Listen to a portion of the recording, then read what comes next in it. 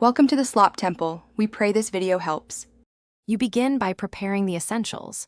Make sure your device supports Dynamic Island and the game is updated. Once done, grant notification and overlay permissions so the island can display game events. Connect Bluetooth if the game uses external controllers and close background apps to reduce lag. Then open the game, choose Dynamic Island mode from settings, and start a quick tutorial level. These first steps get the feature active and prevent common permission issues before you proceed to deeper controls. Now you refine how the dynamic island behaves. You should adjust size, position, and sensitivity so pop-ups don't obscure critical UI. This improves reaction time. Next, map gestures to in-game actions and test haptics and audio cues. These signals guide your timing.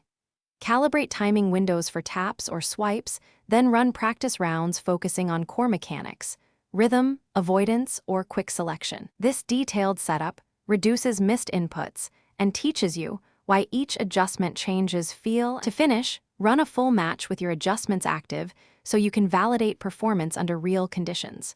Save your custom presets and enable cloud sync if available so settings transfer between devices. Once satisfied, practice short sessions to build consistent responses.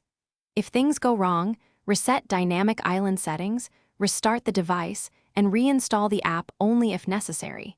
These steps clear corrupted overlays or permission errors. If persistent lag occurs, check for OS updates and reduce graphics settings to stabilize the experience. Thanks for watching. Consider subscribing if we helped you.